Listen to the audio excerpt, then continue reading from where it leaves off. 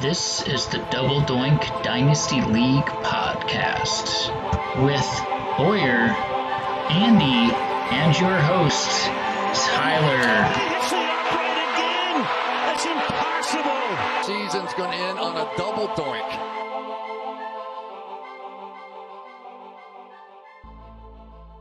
Welcome back to the long-awaited for Double Doink Dynasty podcast.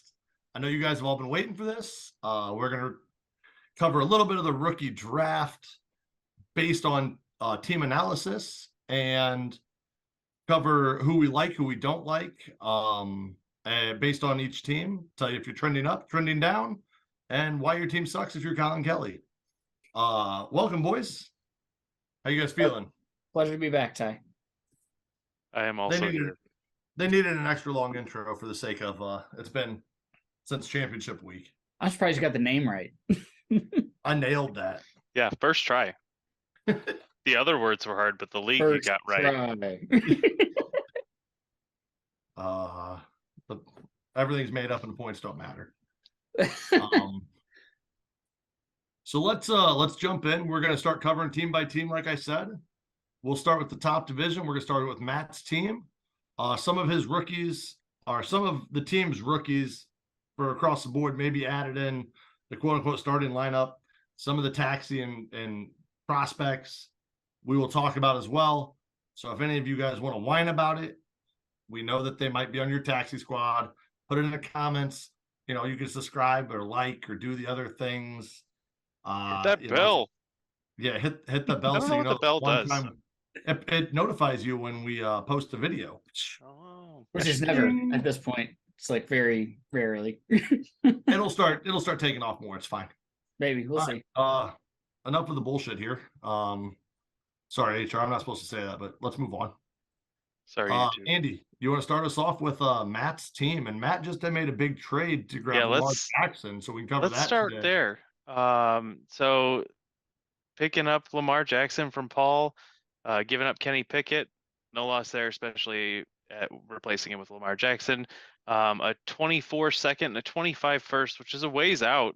I think that's a pretty good price for Lamar Jackson. I'm not as high on Lamar. I don't know what this new offense is going to look like. Sounds like they're going to throw more, stretch the field, which sounds good, but for as much of Lamar's fantasy value coming from his legs, who knows? We'll see what happens. But it's a good price, and looking at the rest of Matt's team, he definitely is in a win now window, and I like Tua as a starting quarterback, fantasy wise, but there's health issues there, and Lamar Jackson's definitely a solid step up from Tua. So way to shore up what had been a weakness for Matt these last couple of years.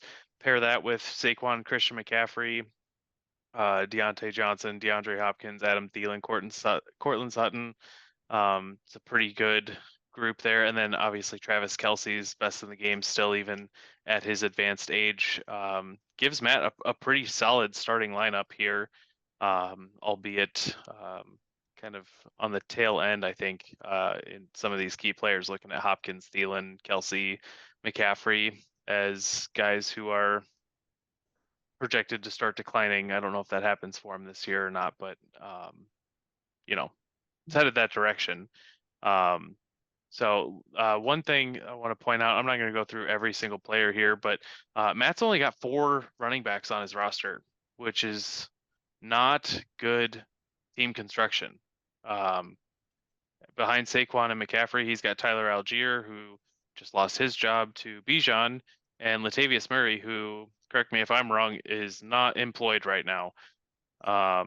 So bye weeks are going to be rough for Matt, and if somebody gets hurt, that's going to be really bad too. Not ideal. Looking at some of these rookies, prospects, up-and-comer type folks, Cedric Tillman, Calvin Austin, Justin Shorter, Darnell Washington. Cedric Tillman, I think, is a good talent that landed in a rough spot. He's like the 4th or 5th guy in Cleveland right now, and Cleveland not known for wide receiver production. So maybe that turns into something for him, but kind of thin on the up and comers, especially given some of the guys he's going to have aging out here in the next couple of years. So last thing to touch on is future picks.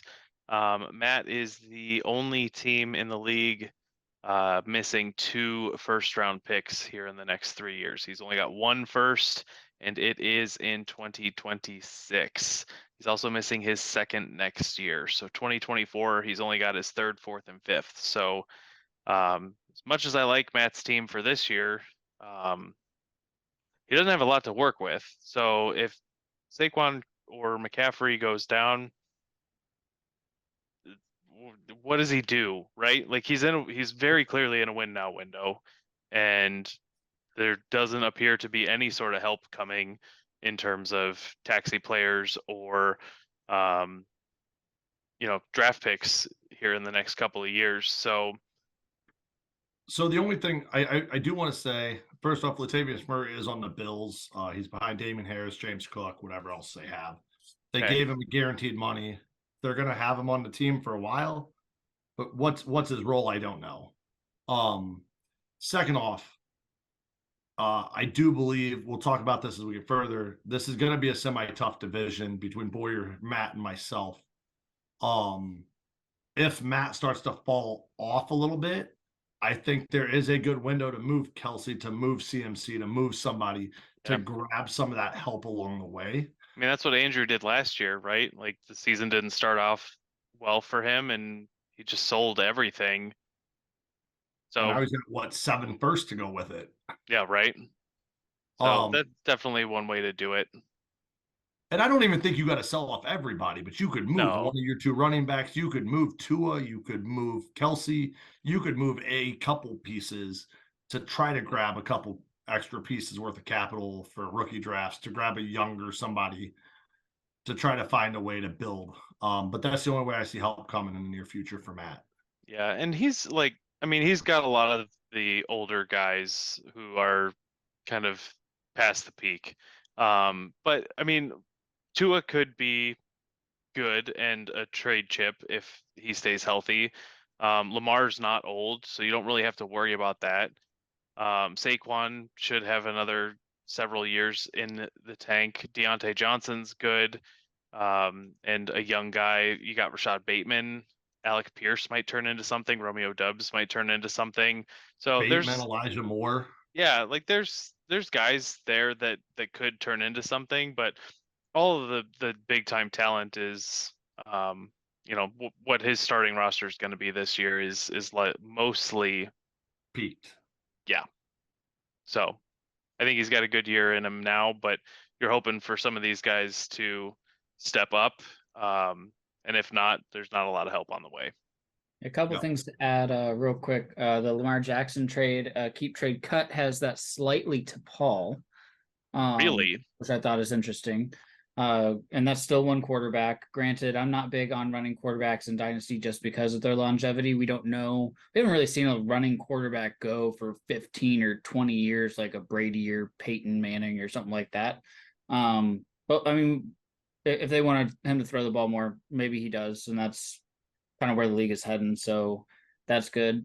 The other thing that I worry about here is like last year, when you look at the playoff teams, 3 out of the 4 had some pretty studly wide receiver cores.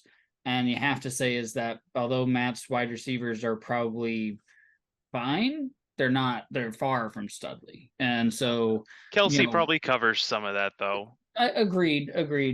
But still, I mean, you're looking at a 3 wide receiver league. It's not a 2 wide receiver league where Kelsey's, advantage will be a little bit diminished there. So I think that that's something that not only are they aging, like you really can't, I don't know if you can count on Thielen to do a whole lot. So I think that's wide receiver 1 in Carolina.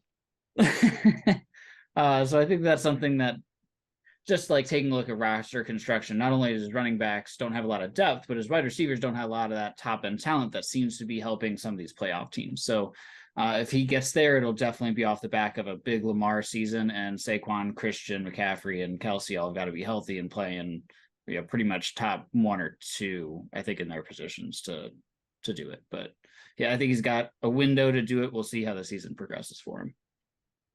He had some injuries last year. He went 10-5 in 2021, went 6-9 in 2022.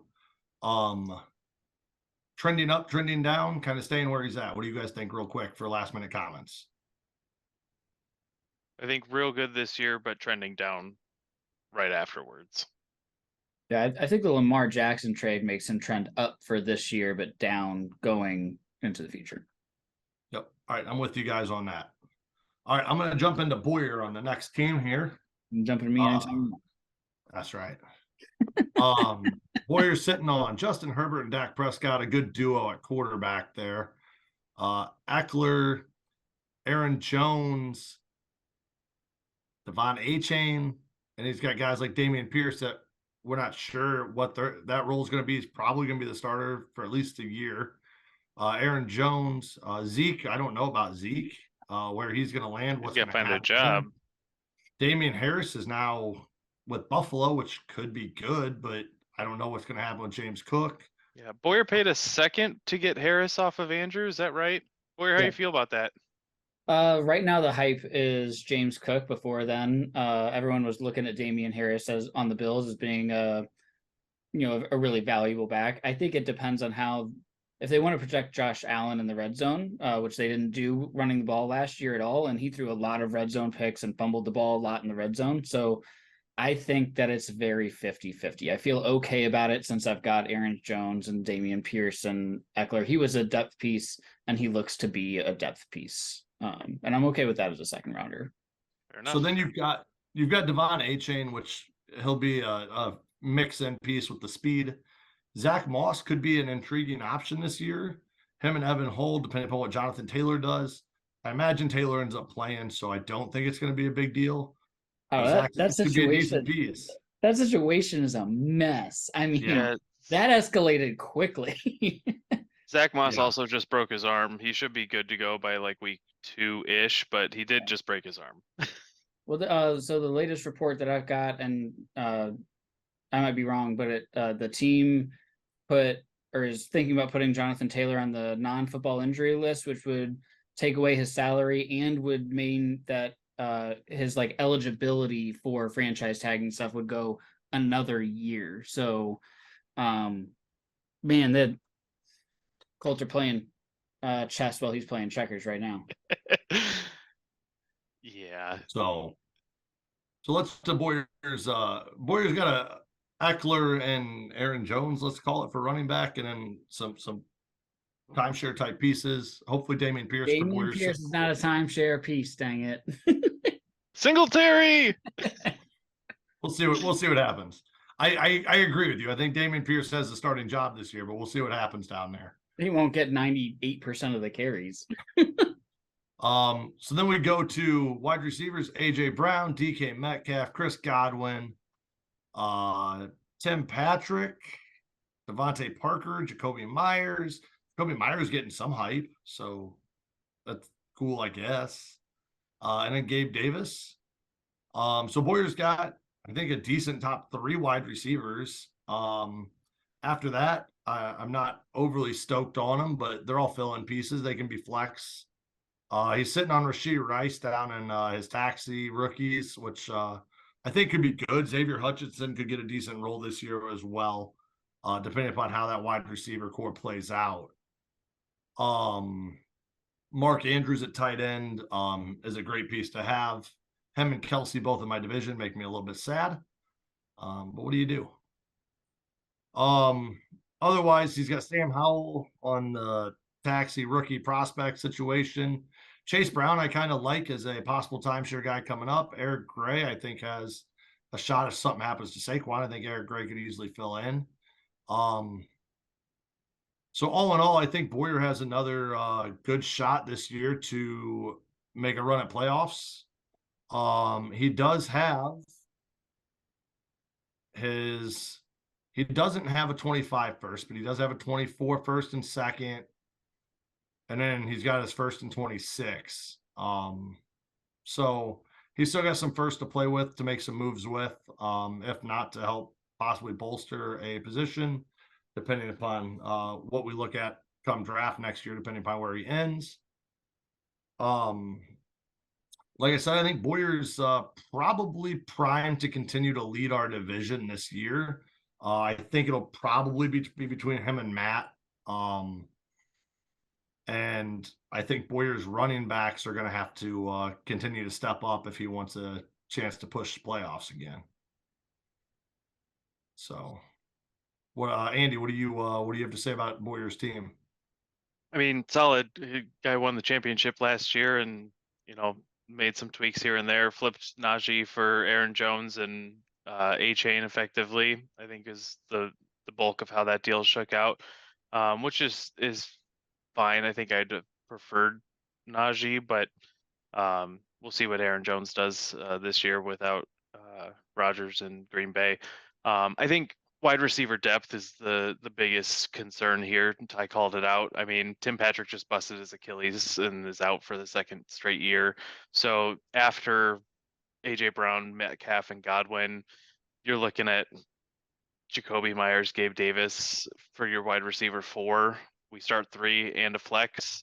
So your Boyer's playing Eckler, Pierce, and Jones. But once you get into the bye weeks, then you're going to have to start a Damian Harris in the flex. And once a wide receiver's on a bye, then you're going to have to look at Jacoby Myers, Gabe Davis, Devontae Gabe Parker. Davis was Like, wide receiver 33 last year. Not to say he's going to do that again, but if he's wide receiver 40, that would be a wide receiver 4. That's what you're looking yeah, at.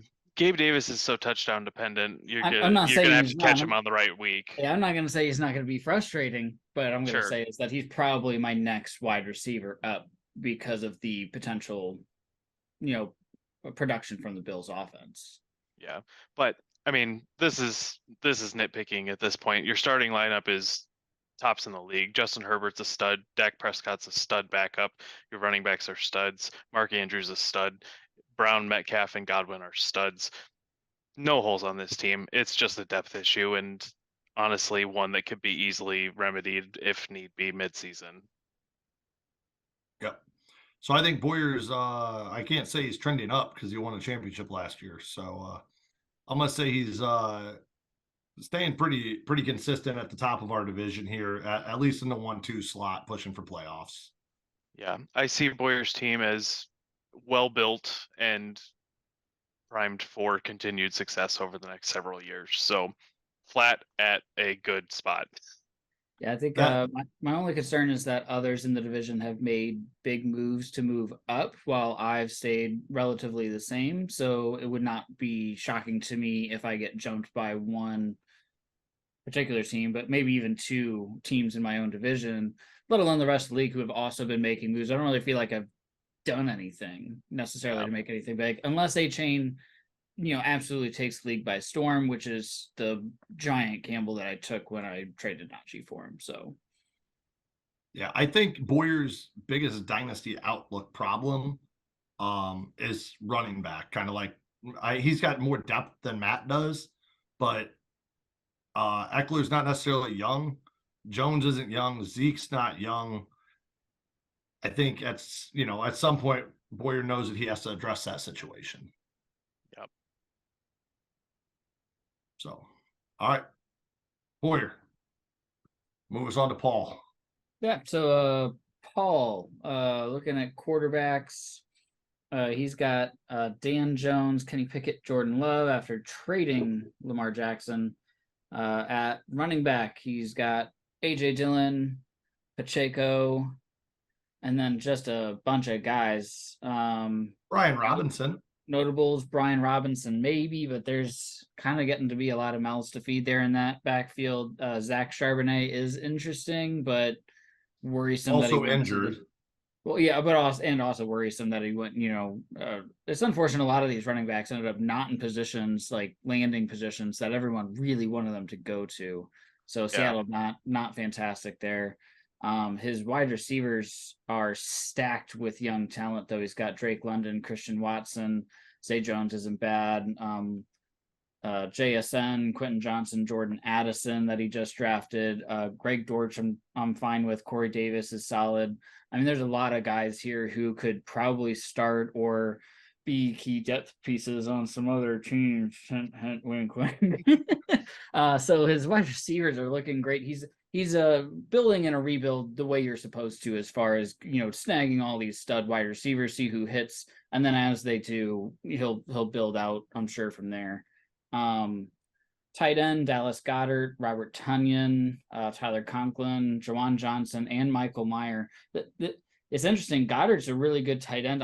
I'm surprised he hasn't traded him as part of a rebuild, especially with Mayer in there. Tunyon could fill in. Jawan Johnson could be decent. Yeah, either one of those guys could He start. did well last year.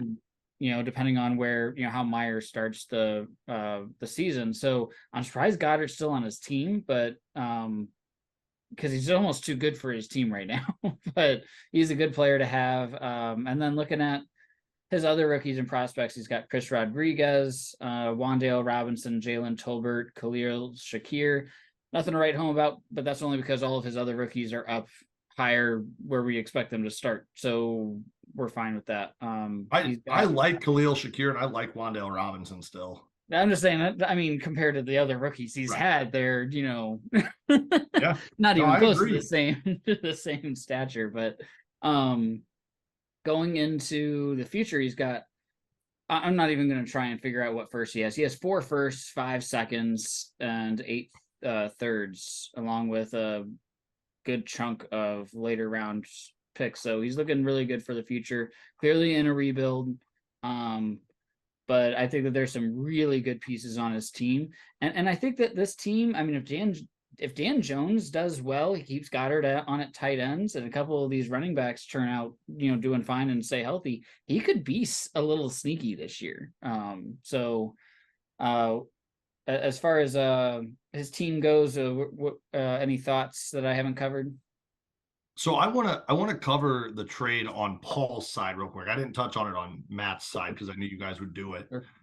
For Paul's sake of moving Lamar Jackson, being a running quarterback, not knowing what the system's going to be, moving Lamar to get Kenny Pickett. I'm not overly excited about Kenny Pickett, but he could be a solid quarterback 10 to 14. I'm not going to say I ever consider him to be a top tier quarterback right now, but he's a quarterback one you play him and hope on the bye weeks of Dan Jones, you hope Jordan Love can become something because Green Bay's always put out halfway decent quarterbacks. And then he grabbed that first and second with it. Like we talked about, Paul's team is in that rebuild stage. He's got good wide receivers. He's got crap at running back. He's got Goddard, Johnson, Michael Mayer, and he's got a good 4 built. So to move Jackson, which being a running quarterback, being in Baltimore, being who knows what that situation is going to look like, I'm not mad about it on Paul's side. I've heard a lot of people say that Matt won the trade fairly obviously getting Lamar Jackson for that price. But I thought it was a good trade for both teams for the sake of Matt needed a quarterback and Paul was pushing more into this rebuild. And in our division, we talked about Matt's team being shaky after this year, possibly. Boyer's running backs are getting a little bit older. We'll get to my team in a little bit, but like Paul's pushing his window back another year or 2 and hope that Boyer and Matt fall off a little bit, maybe see what happens with my team. But he's trying to find that window of like, I'm going to dominate this and I've got a whole good young core of players.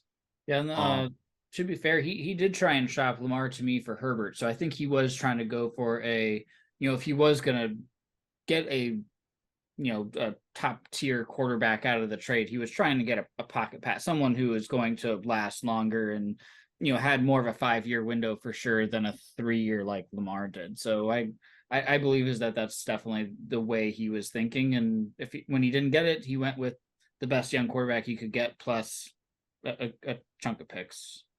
Right. Yep. Yeah. So go ahead.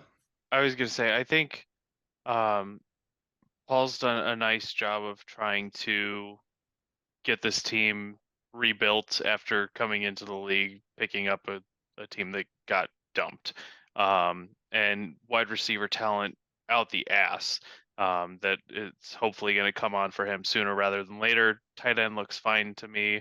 But I think what Paul's hoping for here is that is that Matt's team is good this year, because then that second round pick that he picked up next year is late.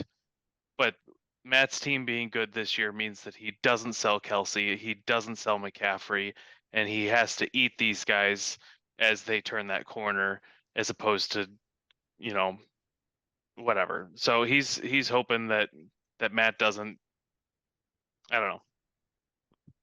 Either way, Paul was smart in the trade to push that first to 2015, because Matt is expecting to be good this year, and it might be a 1-year deal. So Andy jumped into his DeLorean, went back 8 years or so, 10 years there. 2015, 2025, either. Yeah, whatever. It's fine. But yeah, I agree with you. I think pushing it back. The 90s were 10 years ago, guys.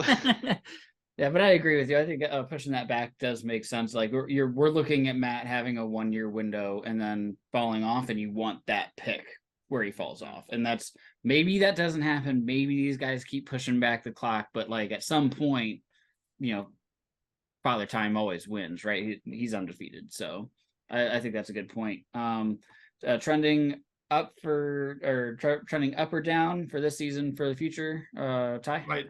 Trending down for this season with the move of Lamar Jackson, trending up for the future.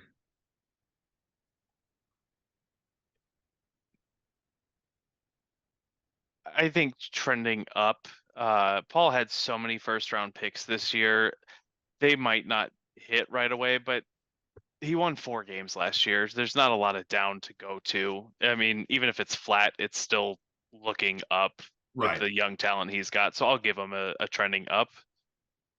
Yeah, I'm gonna say he's clearly trending up for the future, but I think he will be slightly better than what he was last year, so he's got to be trending up. I don't think it'll mean it's a tough division. Like, yeah, I mean, he could be in that 4 or 5 wins, but it'll look better. Yeah, for him, he's got to feel good. You're rebuilding, you're looking up each year, and eventually your team will get to that point where it's like, okay, I've made all the right moves over each year. It's a tough thing to do, because he's got to be consistent and he's got to make all the right moves for years and years and years, and then eventually he'll have potentially a legit dynasty with the way his team is being built. So I think he's got to feel good about it. I don't think it'll mean anything, but it is moving up.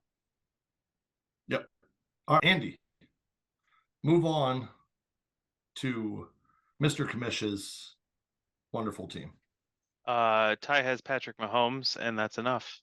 Oh, yep, we're done. He's trending up. Ty's other quarterbacks, Zach Wilson, Trey Lance, not good.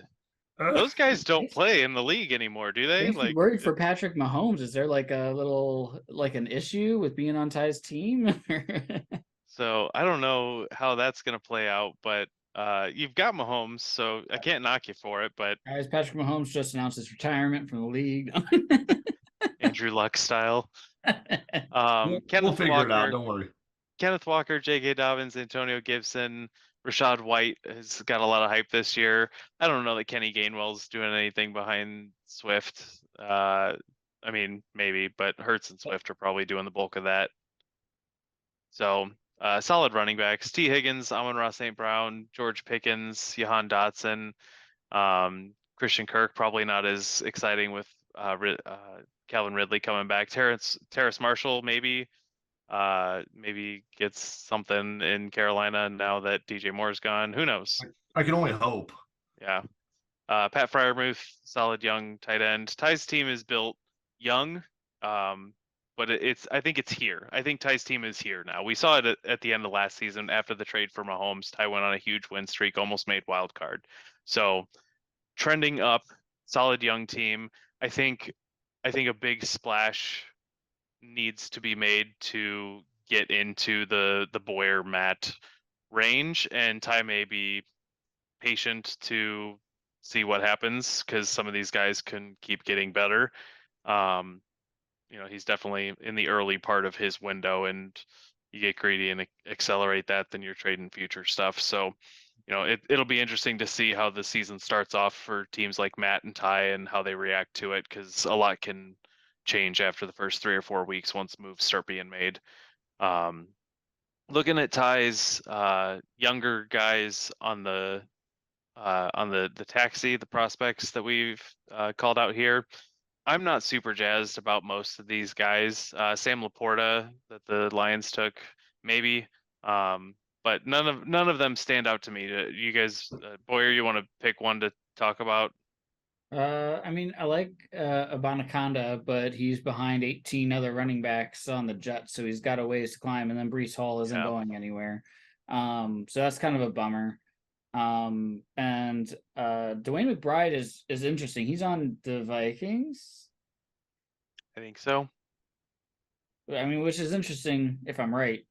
Yeah. I just remember he was interesting because with the loss of Dalvin Cook, he could be a guy who rises. Maybe Matson doesn't show that he can do it on a week in and week out basis. Maybe he gets injured. Someone's got to step up there. I think they took a little bit of Dalvin for granted to a certain degree with the fact that he pretty much just got the ball like all the time in every single game that he played. And not every running back can do that. So, and then I like Puka as a talent. I'm not saying that I like him now, but in the future, I like him as a talent. So, and Greg Dulcich is probably potentially close to his starting tight end, I think. So I like Sam Laporta's possibilities this year too, because there's nobody else there to keep him out of the starting tight end role. Yep. The only other one I'd talk about down here is Evan Hull, because he's in Indianapolis, and that's that whole Zach Moss ugly Getting situation, messy. Jonathan Taylor. So Right, sitting on maybe- him right now, I'm not mad about. Yep. Right, and so Dulcich is leading the Denver Broncos tight end room. He's locked in as the starter. And remember, they've got now Sean Payton, and he's made a couple tight ends look really good in the past. So I think is that you got a lot of, you always have options at tight end, but I think he's probably potentially your starter. And then if you have a bunch of other tight ends to throw around, that would be interesting to see how you could try and use that to your advantage with other teams that don't have a lot of tight end or a lot of tight end depth, and see if you can't get something out of it. Maybe add, some of those bigger pieces if you're able to move some of that. So you've got a lot of options there. Just because of the depth and the number of young players that you have, I think a lot of teams are going to look at your team to say, I need to get younger. Here's somebody that could give you that veteran guy that could really push you into that top tier without having to give up a bunch of draft picks, because you kind of have them on your roster, So I've got a first and second each of the next 3 years as well, which I like, that I still have all those picks to be able to make a move, to be able to draft somebody to find a way to adjust that roster accordingly as well. Yep. So I think definitely a team trending up, a team that if things go right, could do very, very well this year in a tough division. We'll see what happens, but Ty is pretty flat on picks. I think you're down like 1/3 and 1/4 over the next 3 years. So you've got stuff to work with if you decide to make a push this year, or sit and be patient and see what happens. It'll be a good one. I like your team, Ty. Definitely trending up. What do you guys think?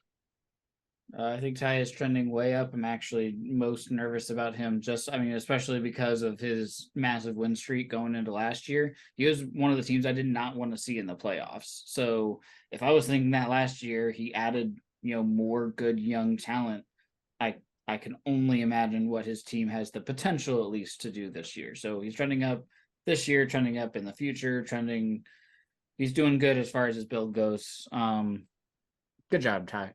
I do. It's been hard to sit on this rebuild situation for the first 2 years. So hopefully you'll start seeing some I feel wins. good at this point. Hopefully you'll see some wins early in the season where, it can matter and you can actually hopefully build that up and not just try and make a late run. Right. I mean, Mahomes is a game changer. Like, Absolutely. clearly that was the spark that turned this whole thing around for you in the first place. But you've got a well-built team that's still very young. I think it's exciting for a while. Kenneth Walker was big too for him. He had a bunch of big weeks right when he got Patrick Mahomes. Kenneth Walker also took the job and started getting like 16 points a game or something. And I built around decent young wide receivers, which it was my goal. Grab a couple running backs, build around young wide receivers, and go from there. And at that point, I felt like most of my team was good. I just didn't have a quarterback, which is why I grabbed Mahomes, and things changed. You mean you didn't really trust Zach Wilson or Trey Lance going forward? I wouldn't trust Zach Wilson with my mother. All right, definitely don't do that either. give me a quick Andy, you're on the outside looking in. Give me a quick 1 through 4 in this division, and we're moving to the middle division.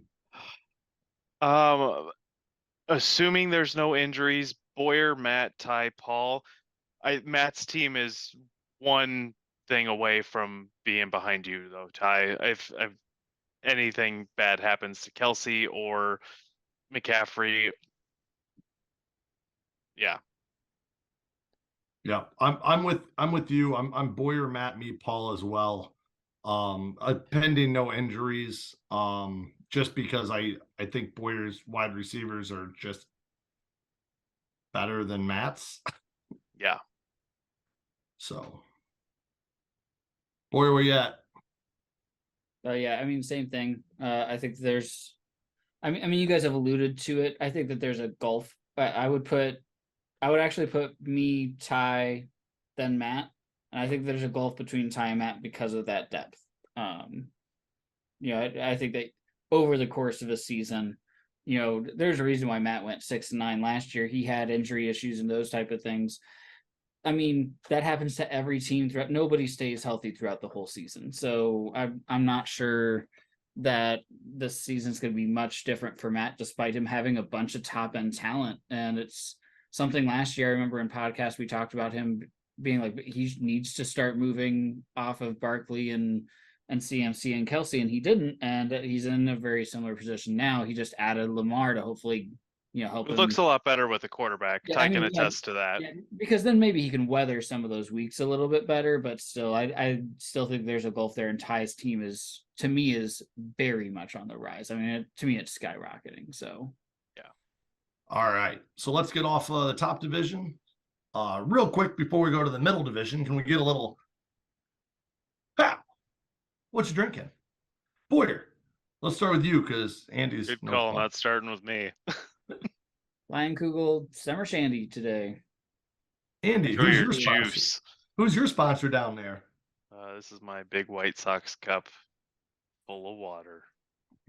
Did you just make fun of my beer because you Your were drinking juice? water? Yeah, I did. Well, then what am I drinking? Am I also drinking juice? A little Peach whiskey. Jim Beam peach whiskey on the rocks. Kind of nice, easy sip. If you need a whiskey, this is good for you. It's good for you. Nutrition. It's good for you. Takes away all your problems, really.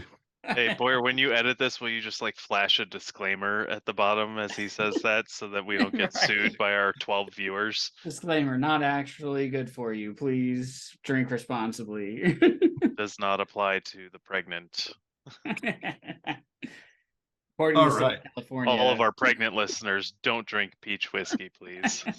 Well, it might be good for you, but maybe not for your kid. I don't know. Hey, if you want to complain about Ty, down there. Oh man, maybe we'll have a new host next week. I don't know. All right. I apologize to all Ty our has viewers officially that been like to canceled. stay. We're going to Andy's team because I'm sick of listening to you two talk, so it's my turn. Good call.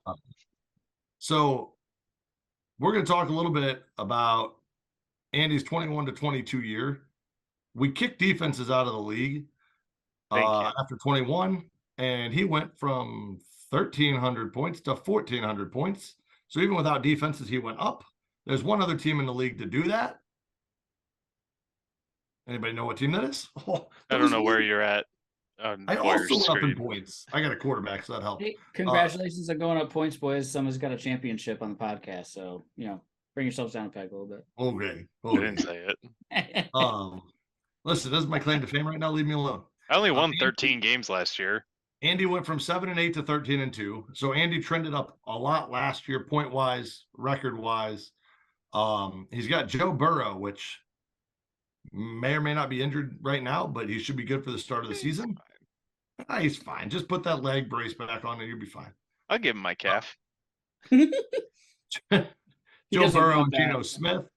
He's got Joe Mixon, Javonte Williams, Miles Sanders, Alexander Madison, Devin Singletary, and then Samaje Perine. So he's got the Broncos backfield locked down. Sounds like Javonte Williams is going to be back and ready to go. So put Mixon, Williams, Sanders in there. Madison is a starter for now. He's got 4 solid running backs, which is great for his depth to add to Joe Burrow.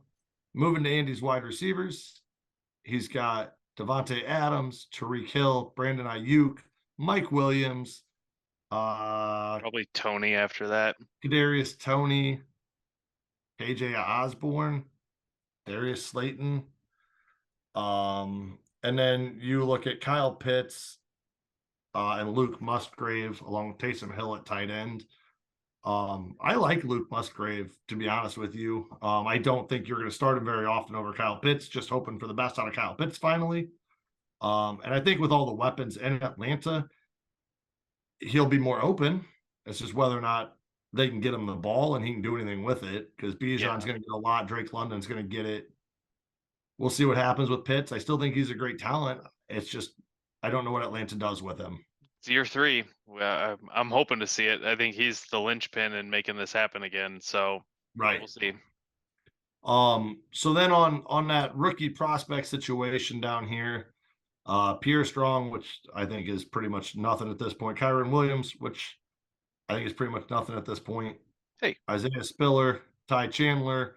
Ty Chandler could be sneaky with that Minnesota backfield. If something happens to Alexander Madison, he could possibly jump in.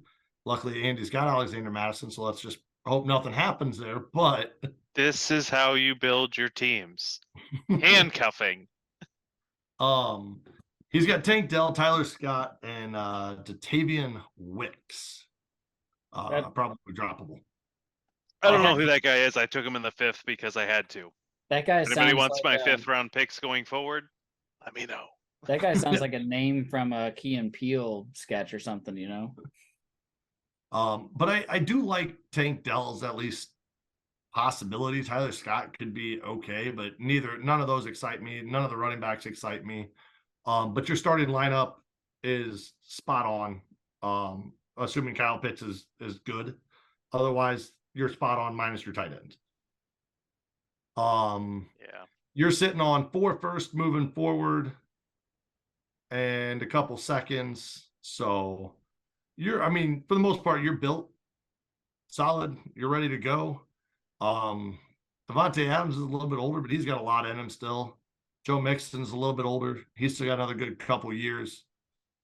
So all in all, you've got a good young team that should be. My only concern would be your wide receiver room at some point in the near future. But I think wide receivers are the easiest thing to rebuild and to draft. There's always 3 or 4 good wide receivers coming out where there might only be 1 or 2 good running backs. There's always that possibility of grabbing a couple extra wideouts and hoping they hit.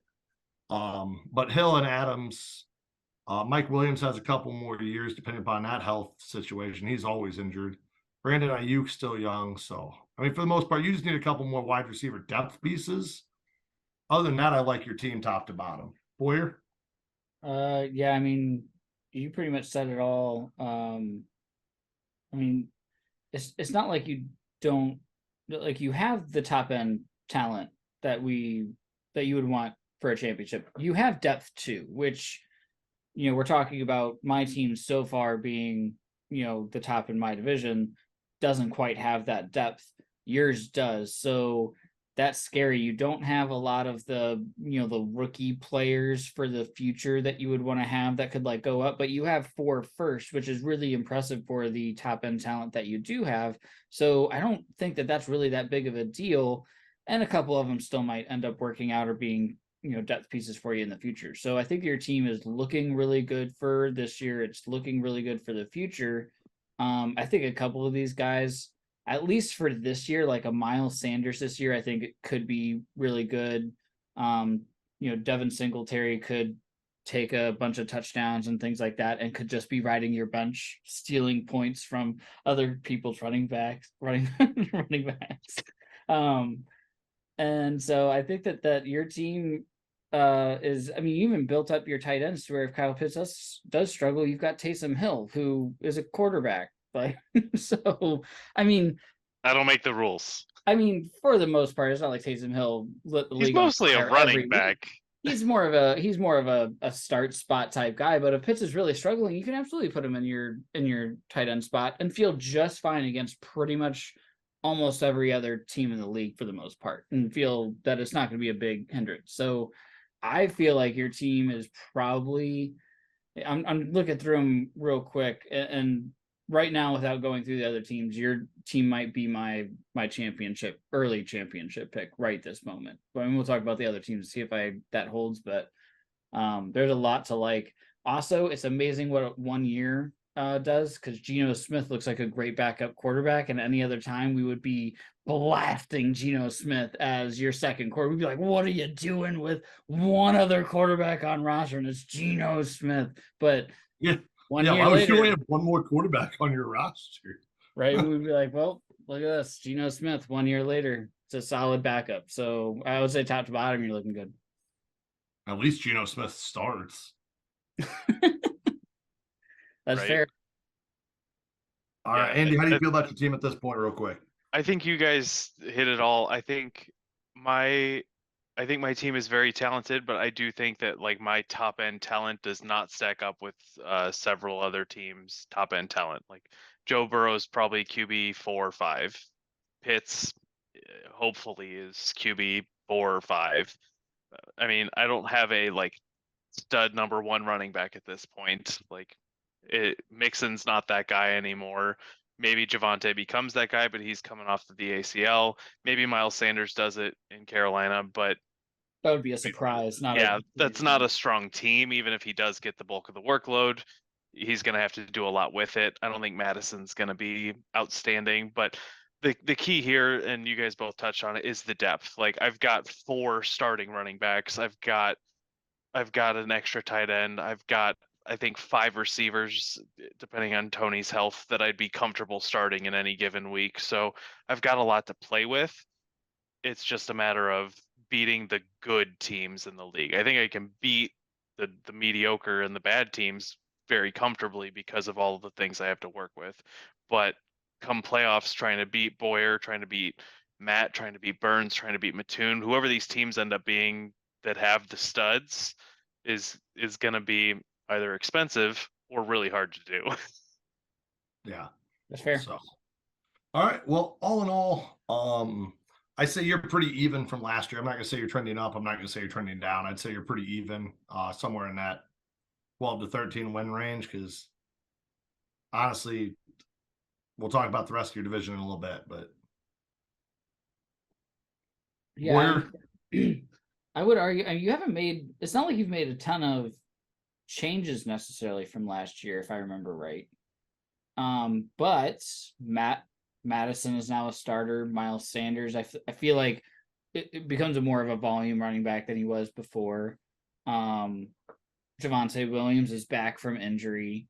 His wide receivers are pretty much the same. I would actually say he's trending up, slightly as far as, his running back room looking at least more consistent and having more options, and everybody else is the same.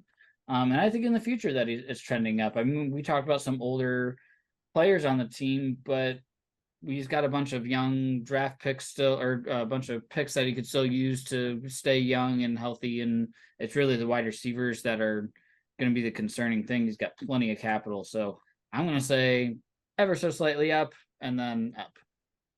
I would say even to ever so slightly up, and in a couple of years, he's going to drop a hair. How do you guys know this is what it looks like when it's up?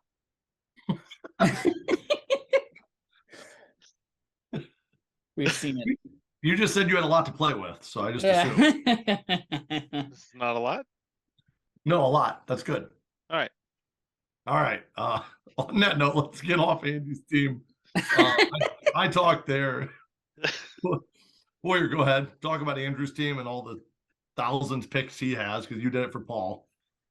Yeah, so Andrew has Trevor Lawrence and Jared Goff. He's got Bijan, Jahmyr Gibbs, and then some other running backs that are on teams. Then he's got Devonta Smith, Jameson Williams, And then currently some other wide receivers that are on teams. And then he's got Gerald Everett and Tyler Higbee. And looking at some of his rookie prospects, he's got Will Levis at quarterback. Snoop Connor, I'll only mention because his name is Snoop. He's got Jalen Hyatt, which could be interesting. Luke Jaden Reed. Shoemaker, I think, could be a solid tight end. But then he's got 7 firsts and 5 seconds and 4 thirds and 5 fourths and only 2 fifths. So, to Andy's point, get rid That's of the your way to do fifths. it. Andrew's doing a good job of not only stacking all this, but also managing to get rid of his fifth. So, obviously Andrew is in like the biggest rebuild we've seen probably so far in our league, or in a small history. But it is a massive rebuild, and I think he's doing just fine. Getting Devonta Smith, I think, was smart, because he's a good young wide receiver. Jameson Williams, a good young wide receiver. Trevor Lawrence long as he can be on might the make that field. next step, and if he does, he could be a top 3, 4, or 5 quarterback here this year, which would make some games kind of interesting. He could end up being a spoiler to some teams because of that. He doesn't, his tight ends are pretty much nothing except for the potential of Shoemaker. But then those picks are just, they're hard to look at when you're trying to think about your own future, and then seeing that Andrew is just going to be able to get whoever he wants whenever he wants. And they're probably going to end up being a lot of 1-1s in there somewhere, or top 1, 2, 3 picks. So last year he was 5-10, somehow 5-10, which is mildly impressive. But I know he started his rebuild maybe a little bit late. So I think that his team is probably trending down, just because I don't see a lot. Bijan and Gibbs, Devonta Smith, and Jameson Williams should be fine, but I don't see this team winning a ton. But I think for the future, it's going to take some years, but once he does it, he's going to have him and Paul are probably going to end up being the ones that we're talking about winning championships. So I'm taking Paul down. So for me, being that I started in a rebuild, right? Like I sold off players year 1, said I'm gonna just rebuild this thing with a couple picks. We talked about it for Paul. We talked about it for me. I get grabbing Bijan at 1. I get liking Gibbs. I don't know. This draft was a little underwhelming with the number of picks he had. I just don't know. With Bijan and Gibbs, I get grabbing the 2 of them, but his wide receiver room is ugly. That's why I named 2 guys and then said he has a bunch of other guys who play football. Yeah, Right. but to your point, wide receiver's the easiest thing to add, and he had the first 2 picks. It's like, we've seen it. We've had 2 rookie drafts so far, and it was Najee and then Chase. It was Bijan and Gibbs, and then all the good receivers this year. Next year is going to be Marvin Harrison Jr. almost certainly, but I think in general, you have to take the running. If you have those top picks, you have to take the running backs when you can get them. It's easy to figure out your receivers later. Yeah, I think Ty's point is that with the shelf life of running backs, by the time that he gets those wide receivers and they get up to speed and they become the studs, is Bijan and Gibbs towards the tail end of their absolute peak, which for running backs tends to be extraordinarily early. You're talking the first 2-3 seasons. Is he going to build fast enough those wide receivers and the rest of his team to make them matter, or is he going to waste their career on his team and end up selling them once he gets those wide receivers, because now he's got to get running backs again? So more of what I would have liked to see is grab Bijan, right? Grab Bijan at 1. If you're taking Bijan and Gibbs back to back, why not trade back 2 to grab a couple something else? You could have probably gotten the 104, 105 plus a couple other picks in the second, or move something to throw a second in to grab a second first or something out of it for somebody that really wanted Gibbs. So I think you're wrong. Well, no, I see what you're saying. Go ahead. Because then you grab, you don't take Gibbs, but you have Bijan, right? And then next Yeah. year you still have the 101. You grab, okay, it's Marvin Harrison next year. You may have the 101 and 102. You may have the 101 and 103. You're still getting the second best running back in next year's draft. Sure. And at that time, had Swift was still on Detroit when we had drafted. They also have David Montgomery, so it's not like he's the only guy there. No, Swift got traded draft day. Okay. You're right. But I don't know. For me, I would have probably tried to at least entertain a lot of talks on the 102 to see if I couldn't back up and grab a couple picks out of it. Grab the 104, 105, grab one of those wide receivers, whether it's Addison, Johnson, Zay Flowers, whatever, and then try to add another first to it. Throw a second away. He has picks out the ass. Throw another second, grab another first. He's got 7 of those too, so I guess it doesn't matter. But So I've played enough fantasy sports with Andrew that I have a pretty good idea what's going on here. He's got Lawrence, he's got Bijan and Gibbs, he's got Devonta Smith. JMO fucked himself, but we didn't know that at the time. right. His tight ends suck. His receivers are real thin. He has 7 first-round picks. Probably gonna move in a lot of those picks for players. If he wanted to, and I wanted to, he could say, "Hey, Andy, I'll give you 2 first-round picks for Tyreek Hill, and I'll give you another 2 first-round picks, Matt, for Travis Kelce." And now this is a stud playoff team. All he needs is for Robinson and Gibbs to do what they're supposed to do.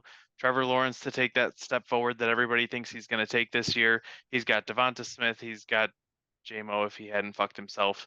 He's got Tyreek Hill. He's got Travis Kelce, and he's still got 3 first-round picks going forward. His team at quarterback and running back is still young. Like, he could do that.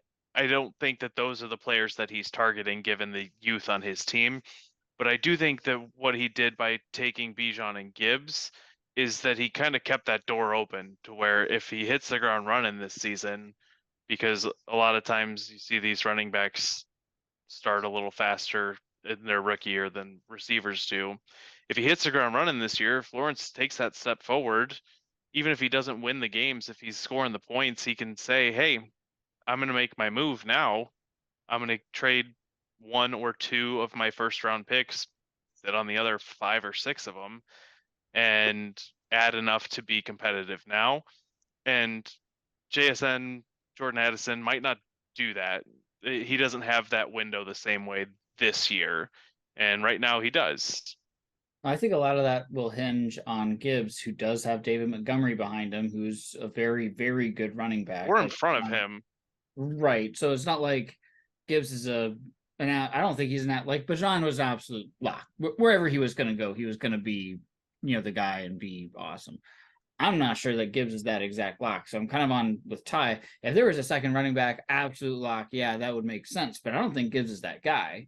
And then you're also looking at the fact that he also doesn't have a lot of depth. So not only would he have to spend a lot of those draft picks to get some of those top tier guys, but he'd have to spend more to grab some running back depth because he's got those 2 top guys and then he has no other running back. So yeah. I don't necessarily, I agree probably more with Ty.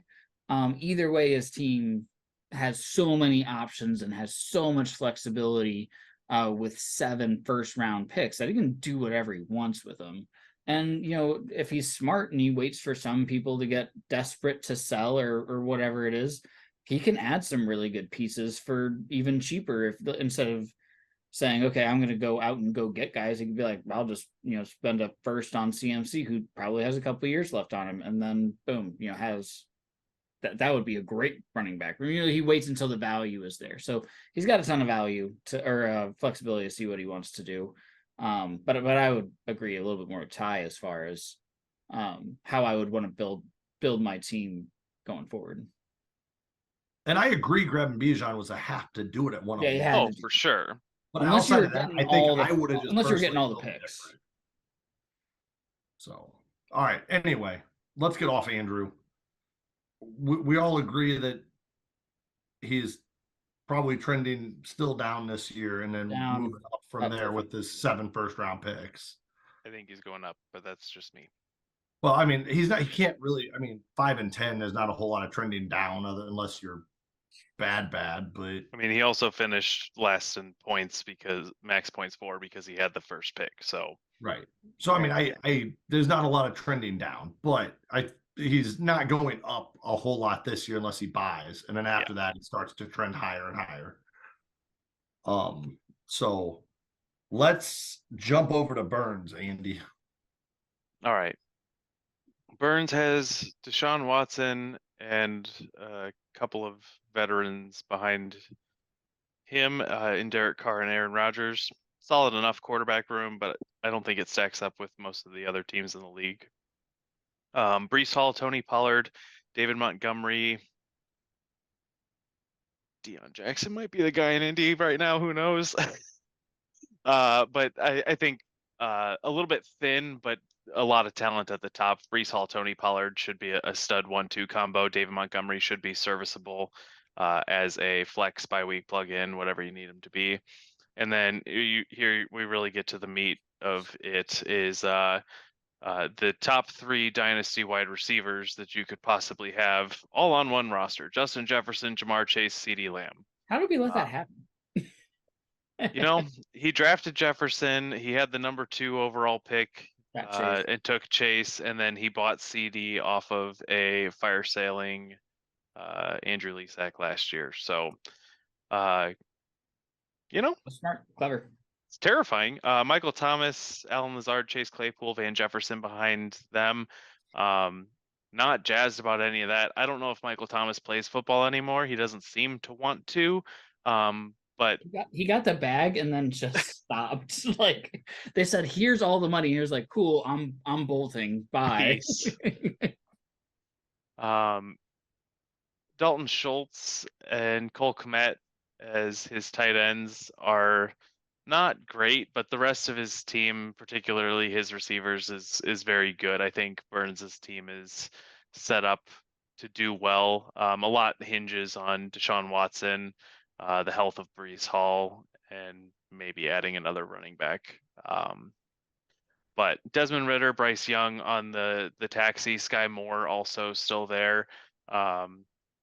I'm not super jazzed about any of those guys as fantasy contributors for this year, but maybe they're at least better prospects than some of the other teams we've talked about so far. Something that is hurting the cause, though, is in the 2024 draft, Burns is missing his first 3 picks.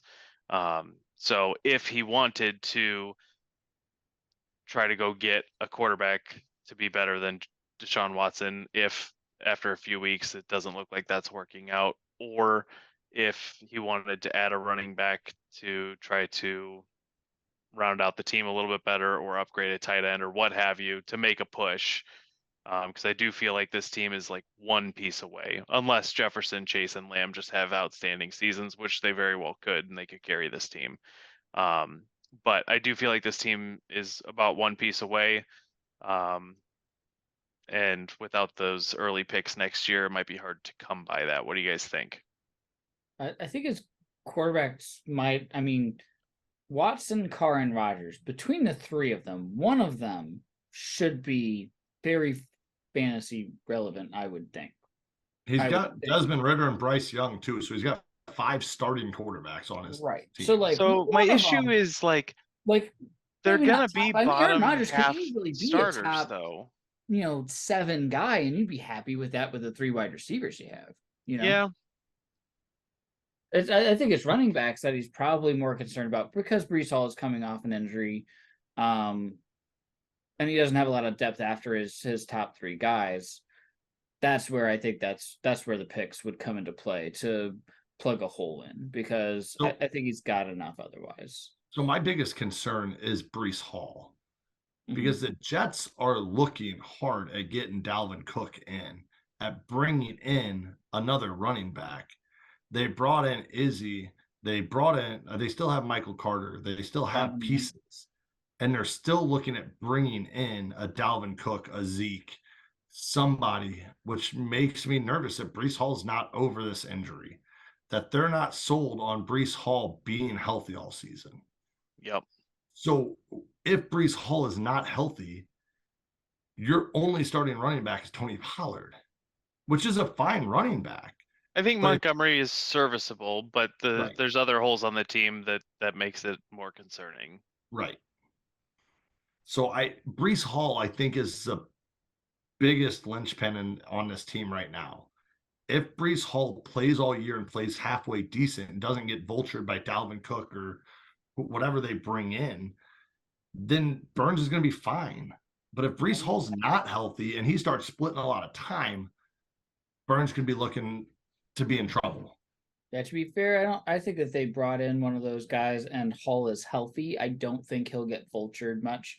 Most of his plays, he had a lot of big plays last year. Like he was doing a lot of work kind of by himself. He won't have to do that with Aaron Rodgers, but like it's not like he was getting a lot of like red zone touches and that's where his stuff was coming from. So I don't think that I would worry as long as he's healthy and Dalvin Cook or Zeke was on the roster. Like they'll get their touchdowns or whatever. I think Hall will be fine. I think if Hall is not healthy, he's not playing.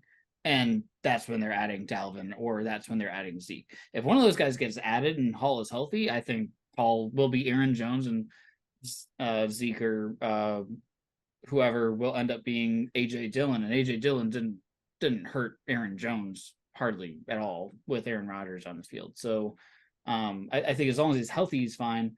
But I mean, he's got to look at his health real closely. I mean, you're right. I mean, Andy's right. He doesn't have the pieces to add a top tier running back onto this roster to ensure that his team can stay competitive throughout the year if that happens. All right. So where's Burns trending? He was 7-8 last year. I'm gonna assuming health, I'm gonna say up, definitely. Yeah, I'm with Ty in the Brees Hall is the linchpin, but getting Deshaun Watson back finally has got to feel good for Burns. And then those three wide receivers is just insane. So, I mean, Jefferson and Chase are going 1 and 2 in redraft leagues right now. Like you can't ask for a better foundation than that. Right. I think Burns is definitely trending up. I don't know that he stacks up with the top teams, but it's a very good team. Yep. I agree with what Andy said. So let's move Underhill. to Underhill's team. Underhill has Jalen Hurts and Mac Jones at quarterback. He has Josh Jacobs, James Conner, the maybe Jet, maybe somewhere else, Dalvin Cook. Can we outside all of- agree real quick that we all thought Dalvin Cook was going to go to Miami and we all thought that was a real good place for him to go. And since he started talking to any other team, everybody's been like, the Patriots, the Jets, like these are not ideal places for him. The Dolphins would be fantastic. Right, As you an don't- A-Chain owner, I did not think Miami would be a good fit for him. but sitting behind Ramondre, which is a good 3-down back, or going to Brees Hall, which Brees Hall is a good back. It'd be rough. Right, not great for Dalvin. Granted, the Miami coach coming from San Francisco, they preferred those speedy like guys who could get out to the edges, and I don't think Dalvin Cook at this point in his career quite has that burst that they're looking for, which might be the issue. So anyway, Dalvin Cook will go where he goes. But outside of Josh Jacobs, which is still dealing with contract issues, he's got James Conner, and that's it currently. That's looking to start. Josh Jacobs will play. Dalvin Cook will find a team. Other than that, he doesn't really have much going for him. At wide receiver, Mike Evans, Calvin Ridley, Zay Flowers, and then you got Mecole Hardman, OBJ, Isaiah Hodgins did things last year.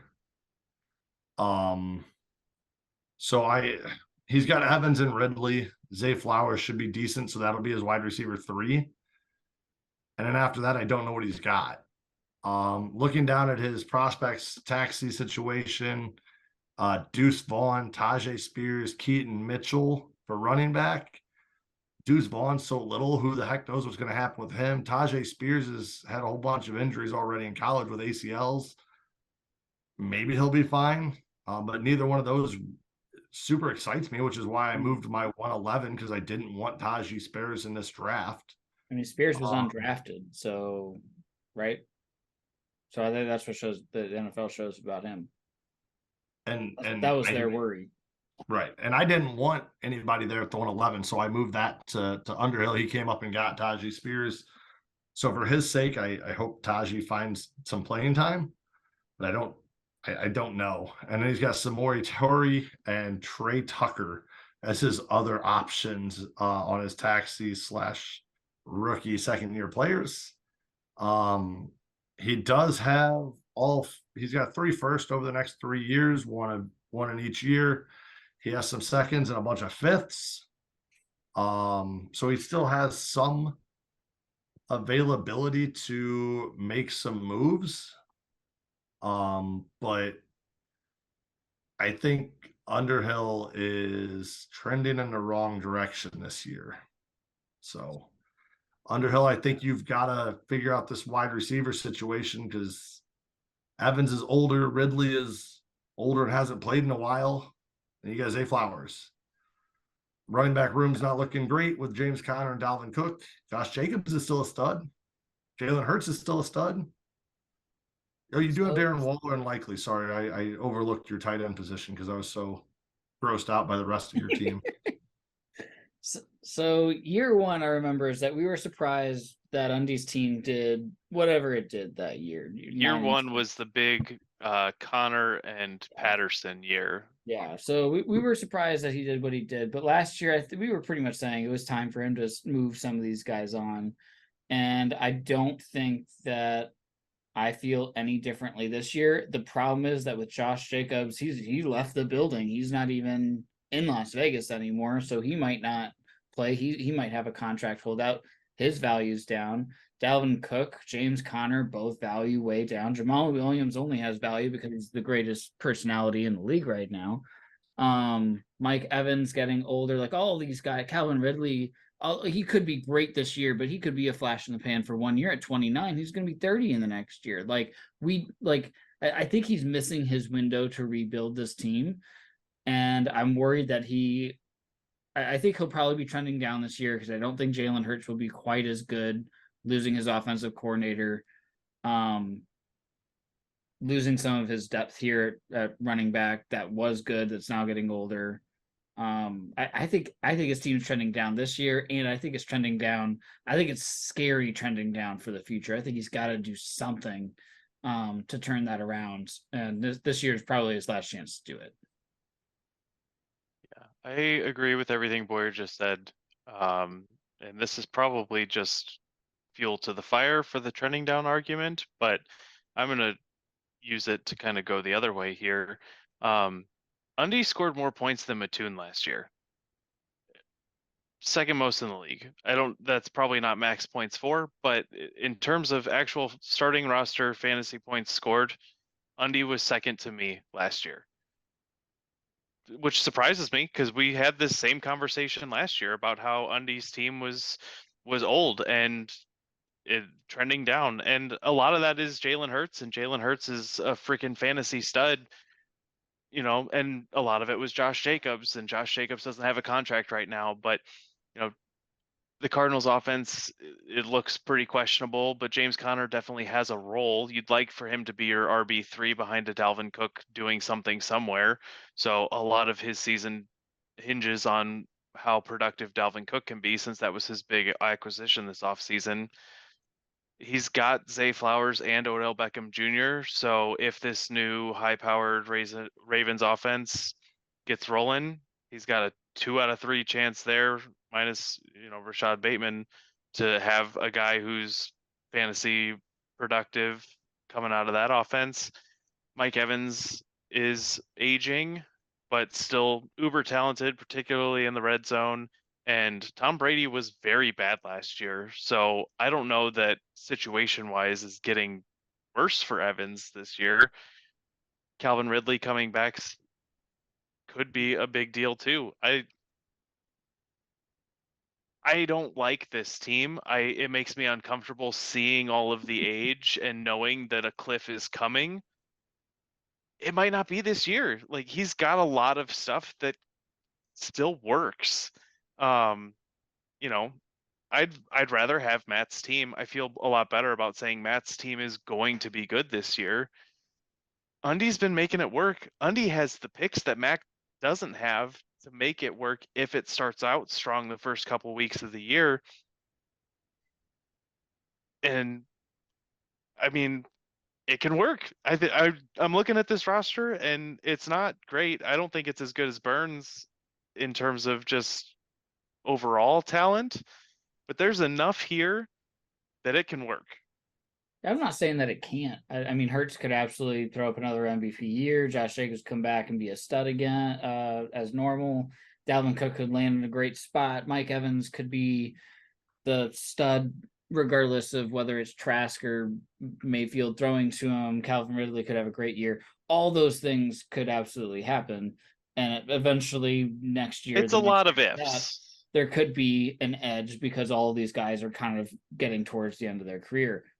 I believe that, when I look at this team, there's too many ifs. Like, it's only going to take one or two of these dominoes to fall. Hurts doesn't have quite as good of a year. Josh Jacobs holds out. Evans doesn't get the touchdowns because Mayfield or Trask can't get it to him. Ridley, we still don't technically know. Ridley looks great in camp right now. I'm not going to lie. Like, he looks awesome. But that doesn't mean that he's going 29 and hasn't played for almost 2 right, years. so it's like in real games, he might not end up getting the production that it looks like he might get now, even though he looks fantastic. So, I mean, there's just so many if Cordell Patterson at this point I can't imagine it's going to be much of a factor unless they move him to a different team. So, like, some of these guys that he was leaning on no longer going to be available. And a lot of these other guys are starting to get to that edge and they're like right there. And if one or two of them falls, I think Undy's team is done. And he's lost a lot of the value that he had, say, last year when he was 7-8, where it's like, man, he could have really put together a rebuild and he's not going to be able to do it as much. Having 3 firsts does help a little bit to start off with, but I'm worried that he's missing his window for that rebuild, and I don't see him as a contender this year by any means. All right. On that, Undy, we love you. We're just trying to help. Don't be mad at us. On that, I'm going to take Andy, Burns, Undy, Andrew for the division. Boyer. Agreed. Yeah, I would agree with that. All right. So we're good moving on? Yep. Perfect. Boyer, I believe this is your call. Sweet. I get Mattoon? Yep. All right. You get 2 bottom dwellers, and now you get Mattoon. Mattoon team sucks. Let's move on. Mattoon's got Josh Allen. He's got Sam C and Ghost Darnold backing him up. Jonathan Taylor with the contract issues, Nick Chubb, Najee Harris, Cam Akers, Kareem Hunt. I don't know if he's got a job. Not yet. Edwards-Helaire, a couple other. Jalen Warren, I think, is actually a pretty interesting running back for him, too. Handcuffed to Najee, right? Well, I mean, yeah, it's good to have him as a handcuff. I could see him having some standalone flex value because he did show some flashes of like an Eckler type guy. Tomlin's really never used that, but if he does, he could. I think he's interesting. He's got Cooper Kupp, Stephon Diggs, Tyler Lockett, Treylon Burks, and then a few other wide receivers that play football. Donovan Peoples-Jones could be interesting. Yeah, as I said, I like DPJ. So I know. I was working on it, Ty. As soon as I saw him, I was like, wait, I got to mention him. Ty's going to make me. Like, it's a crowded receiver room over there, though. They picked up Elijah Moore. They drafted Tillman. Yeah, I mean, the good news is DPJ has been there for a few years now. He's only 20. Number 2. Yeah, he's only 24 and a half. Like, he's kind of in a good spot to have. Like, he won't be a great wide receiver by any means. He could be a productive wide receiver over there. I have no doubt. He's got David Njoku, Austin Hooper, Noah Gray, which won't matter too much. Coming on some of his like rookies, other players, he's got CJ Stroud, which is interesting. Zamir White, Tyler Beatty, maybe. I don't even know these wide receivers, Jalen Nylor and Eric Ekanuakamana. As Azukama, Did he I plays for get that one, Miami. or did it? I did that. I nailed it, right? Yeah, Uh, nailed it. he's got Nailed it. Bellinger, which I think is interesting at tight end, but nothing Might to need it. write home about there. Where's Bellinger at? He's with the Colts, yeah. Giants, Giants, yeah, that one. which have Waller now.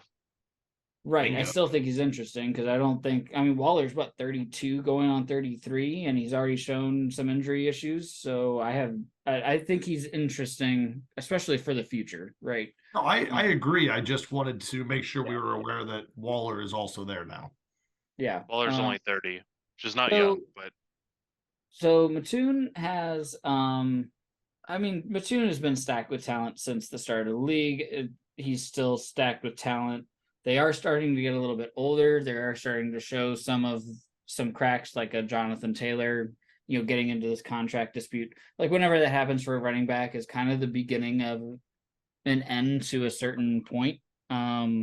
With how running back progression works, it's only a select few that seem to be able to get past that contract and stay extraordinarily productive for 3 or 4 more years.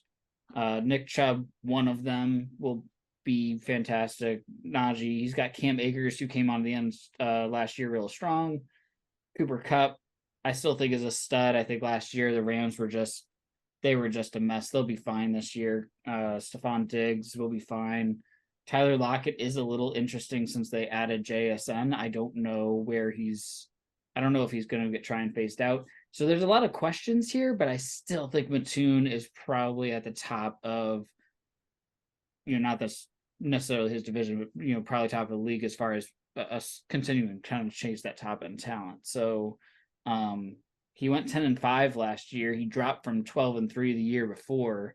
I still feel like that he's probably around that same spot. Yeah.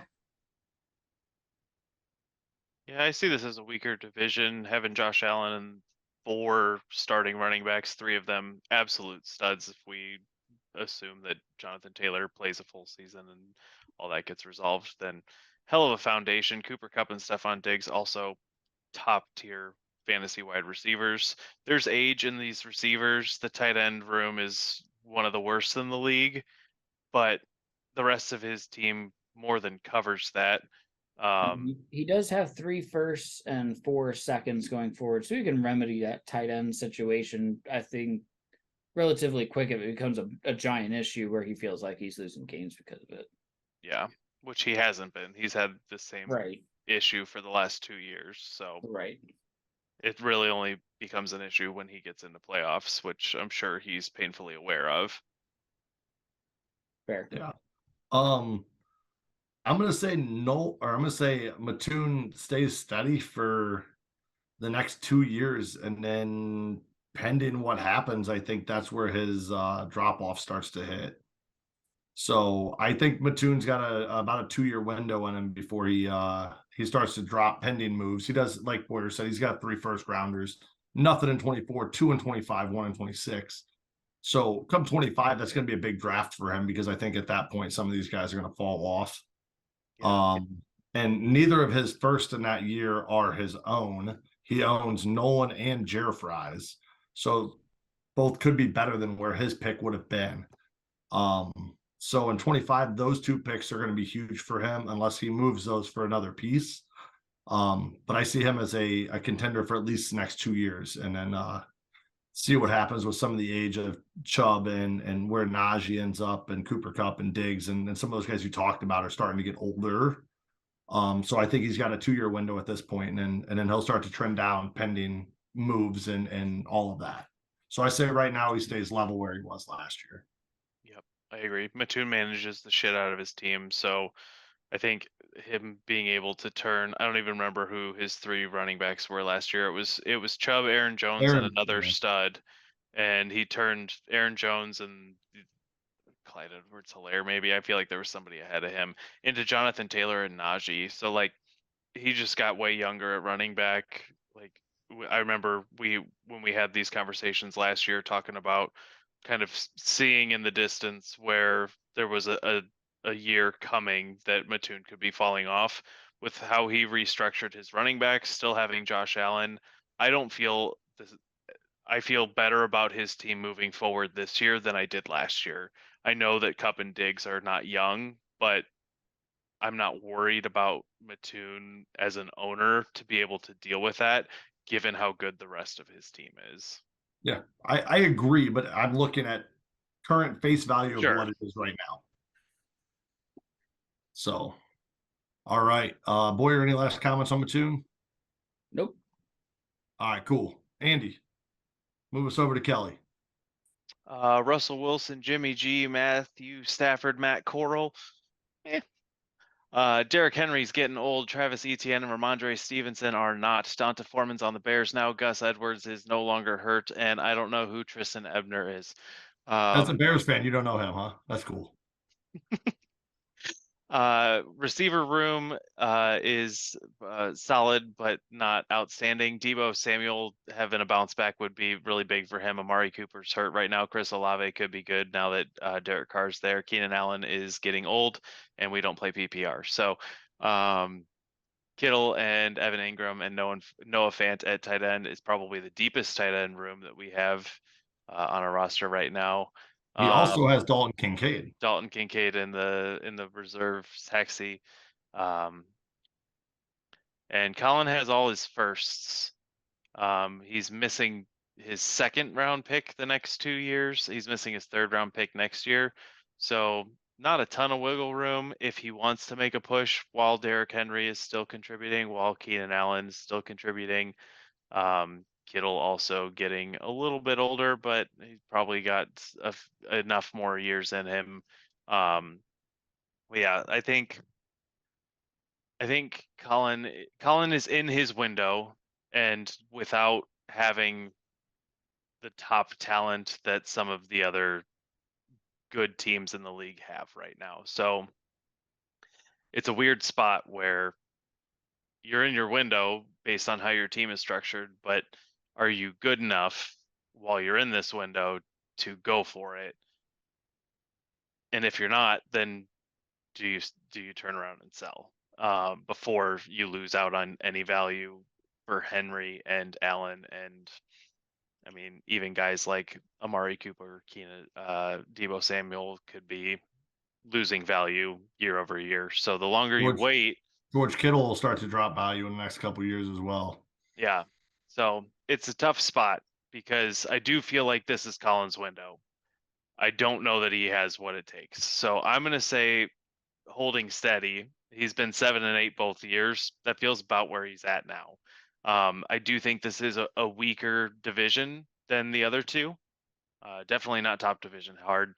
But so, there could just be more wins there by nature of getting to play Nolan and Jared Fry twice, and we'll get to that. But there's pieces here to work with. He's got all 3 of his first round draft picks if he wants to swing for the fences and make it happen. But if not, then he's going to be stuck holding the bag, and it's going to be a tough rebuild. Yep. I think his biggest question mark is what happens at quarterback? Matt Stafford, Russell Wilson. Can one of the 2 of them be a top 6 quarterback, help carry him? Yeah. And then can that wide receiver depth hold all year? Yep. So those are 2 of the biggest issues. I agree with everything else you said. Boyer, anything to add for Colin Kelly?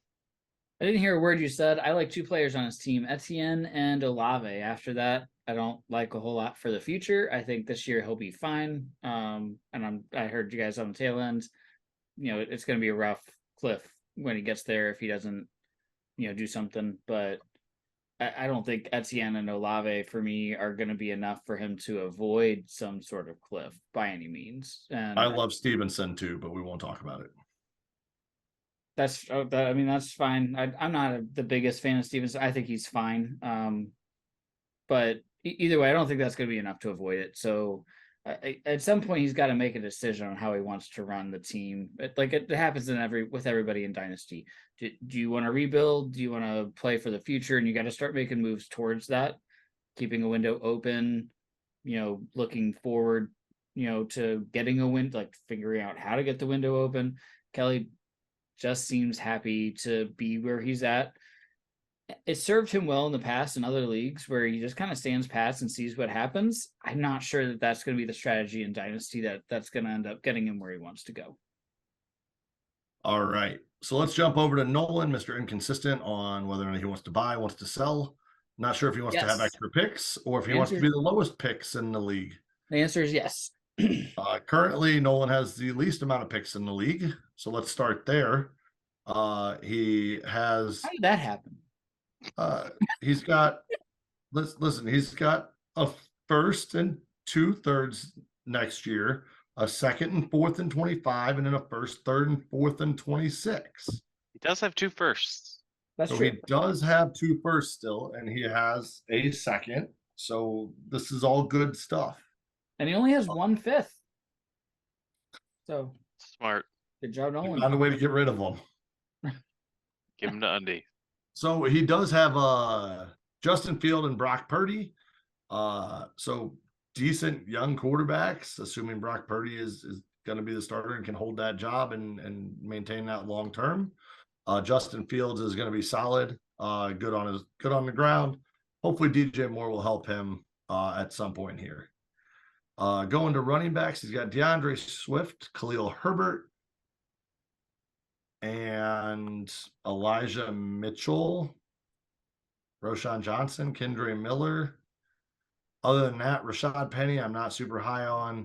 He's got Amir Abdullah, Jerick McKinnon, Matt Breida, Keyshawn Vaughn. Penny on the Eagles now?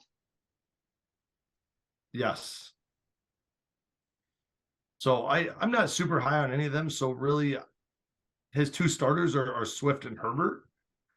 And then he really has timeshare guys at best with Elijah Mitchell working in with CMC, but CMC has the role. I think Herbert's a timeshare guy too. You got Donta Foreman and Roshan. Deontay. I was going to say Roshan Johnson's there too, which he has. Right, but having both of them doesn't help you if it's a timeshare. Right. Kendre Miller might be beneficial depending upon what Kamara's looks like, but he gets suspended. So I'm not. His running back room is rough. Swift is about what he's got. Yeah, and you're hoping for health with Swift because we still haven't really seen it out of him.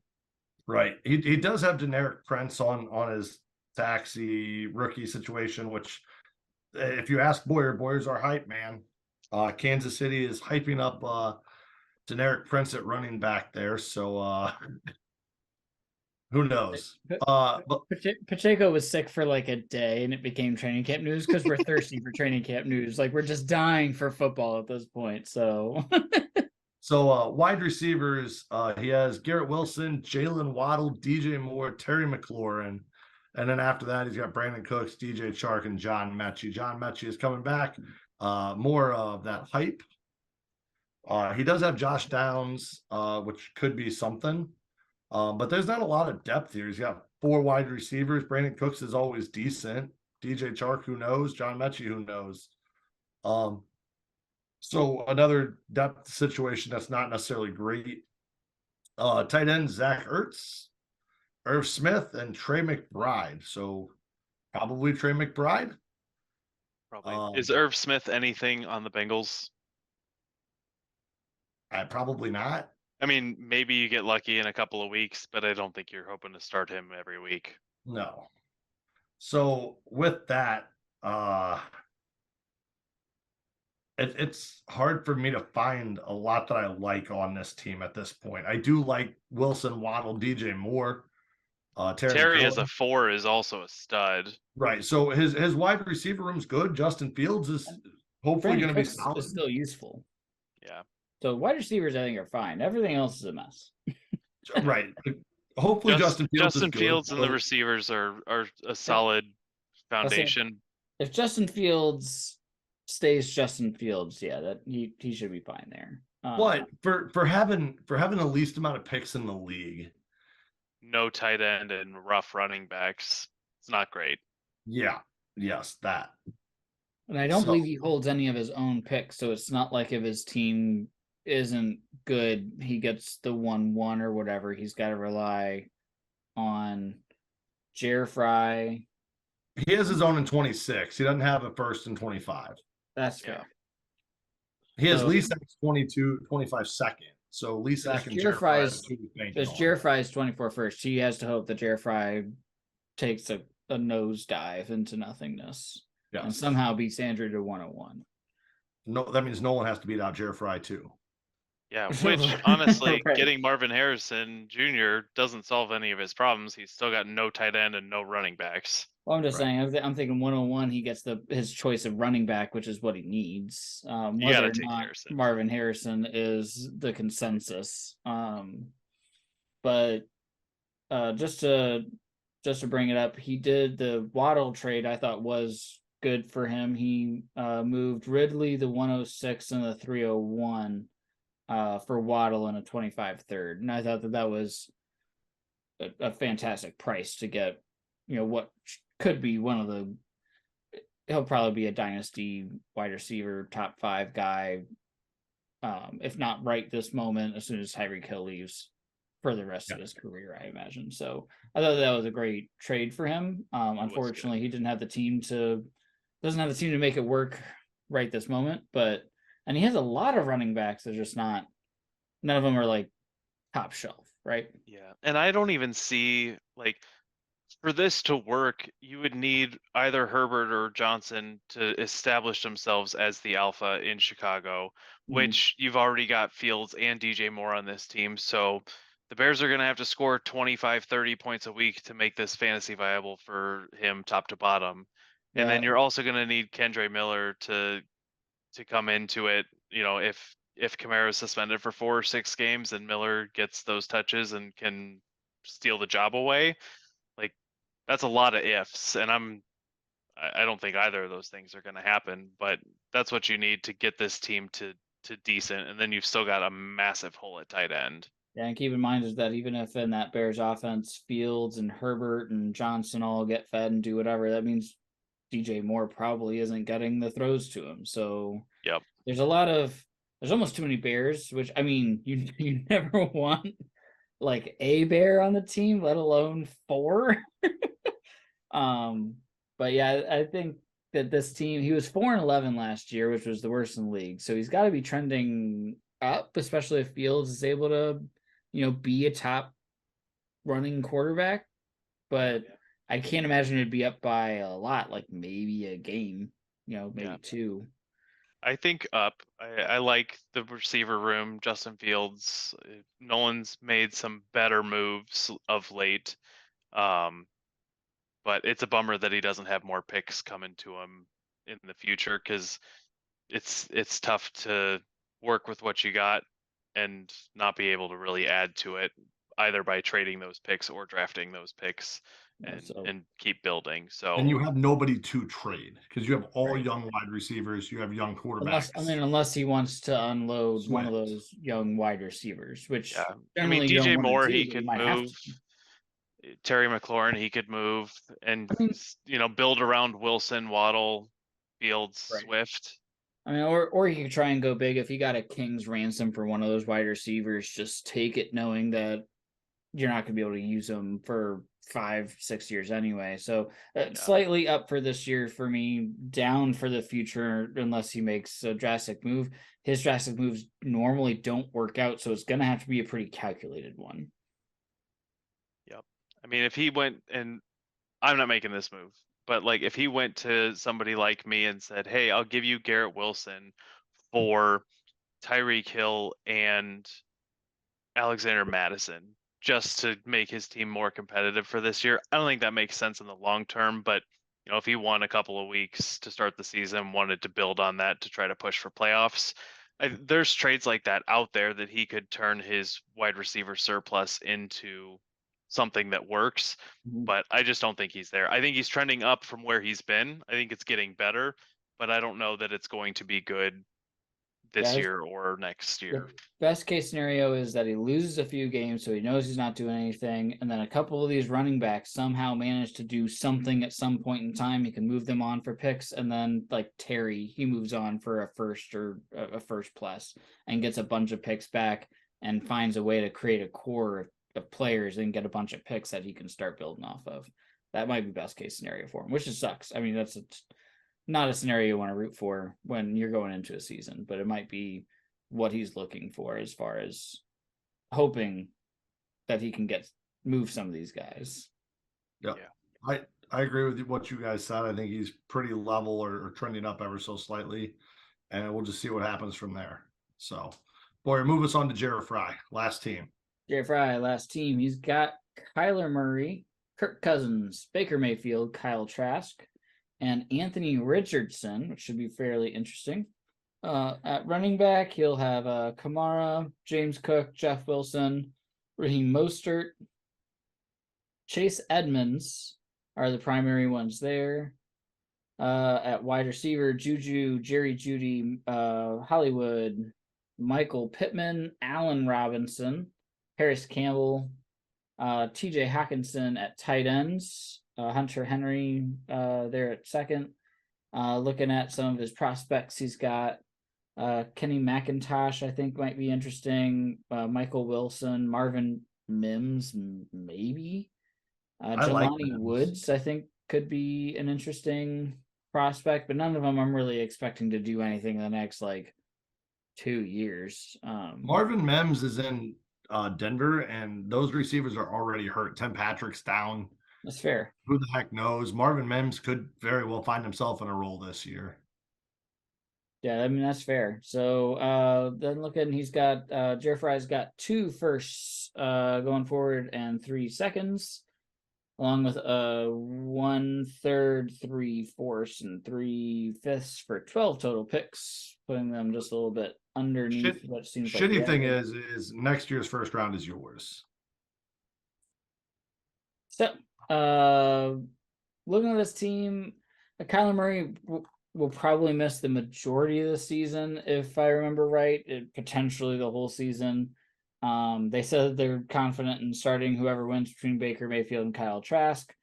But Kirk Cousins is probably their guy unless Anthony Richardson can show up, right after week 1 and really flashes. Alvin Kamara not being officially charged or whatever it was is a huge win for them. He might only miss a game or 2 instead of the 6 that they were thinking, but the league might, throw the book at him anyway. James Cook is a fantasy darling right now as far as being kind of a sleeper, but that's not really what you want to lead your running back group if that's the case. He's got Jeff Wilson and Raheem Mostert, so one of the two could lead the Miami backfield, but that's going to be just a headache of running backs there. And his wide receivers aren't super great. I mean, Jushu, we now know what he can't do. Jerry Jeudy might take a step forward, especially with Sean Payton there. Hollywood will be fine, but no one will be throwing to him. Michael Pittman has been good in the past, but Anthony Richardson isn't exactly a quarterback that you would expect to give the ball to Pittman a lot. So, am I frozen? Hi. Oh, Okay, good. HR left for a second, but she's back now. It completely booted me out of Zoom and put me back in. Where did I leave off?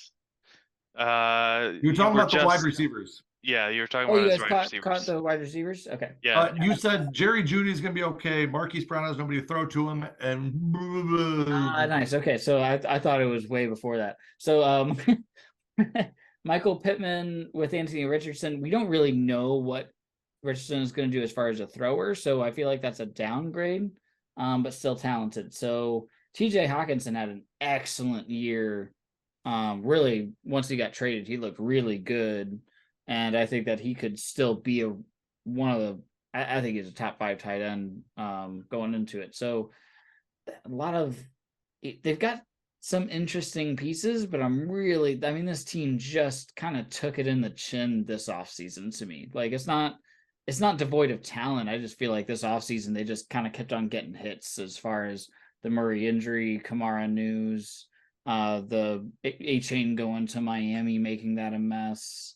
I don't know. I think that they were 9-6 last year. They've got to be trending down. I can't imagine that they'll keep that up. And with only 2 first-round picks going forward, 3 seconds, I mean, there's a lot of things they still can do and a lot of things that could go right for them. So I don't want to say that they're trending down for the future because I think that they do have options, but they're going to need to make some moves for that to work. So I'm going to say they're trending down for the future, but by no means, I mean, they could easily make a couple moves and look really great for the future going forward with just a handful of them. So I'm going to say they're trending down. Their depth is not good. Their quarterback situation's a mess. They got to hope Richardson's solid. Kirk Cousins will be fine for a couple of years maybe, but we know what he is, right? He's not going to win you a league. Kamara is on the back end of his contract with all these legal issues. James Cook saying he's going to be a 3-down back. I don't believe it.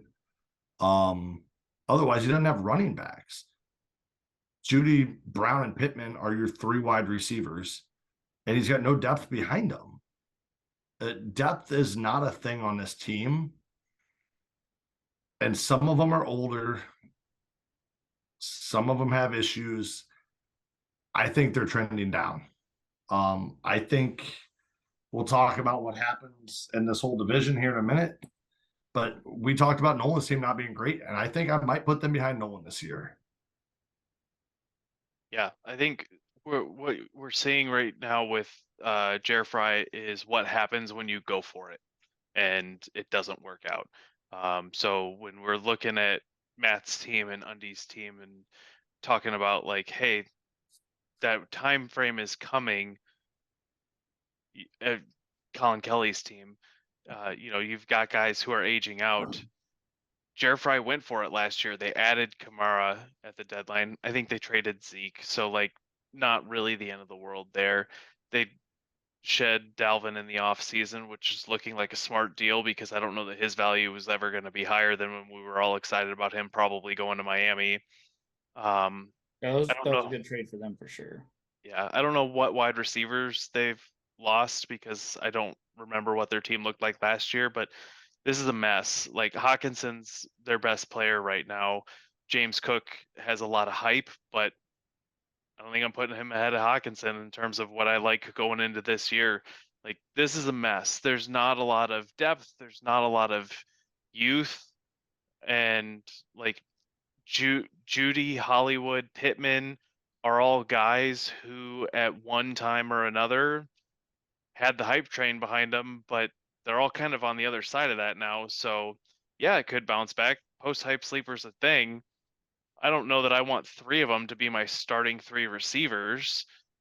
So, and Kyler being hurt, I know Jer Fry loves Kyler, but Kyler being hurt for the year doesn't help matters either. So there's very little that I like on this team. Props to them for going for it. They got second last year. You can't get that close all the time. So good for them for recognizing, making the push, and doing what they could to try to win the ship last year. It didn't work out, and now they're paying for it. So their championship team last year, like for the team that was in the championship, was Kirk Cousins. Kyler was hurt. Yep. Haskins, Kamara, Hodgins, which I know got Andy the week before, Did not. Tyler Lockett, Hollywood, Hawkinson, and then Dalvin in the flex, and was questionable going into that game, and he had 1.7 points. Yeah, that's rough. So that was the team that ended up playing in that championship game. And that, I mean, that's, and they put up like 49.4 points or something like that. So, they they shot their shot. Something they like fell that. short. They Something fell real short. approximately 49.4 points. Something like exactly. All right. So, how's this division end this year? I'm going straight down the board the way we covered them. Mattoon, Kelly, Nolan, Jer Fry. Agreed. Boyer's going to be our wild card here. Yeah, I mean, I want to be a wild card here, but I can't. I mean, Mattoon clearly top. I want to think that Justin Fields could like just drag Nolan to second in the division, but that means Kelly would have to be dragged down. And I think Kelly's got too much depth and things that like too many players that would be fine, where I don't think that's going to happen. So I think for this year down that line, Mattoon, Kelly, Nolan, Jared Fry. All right, fair enough.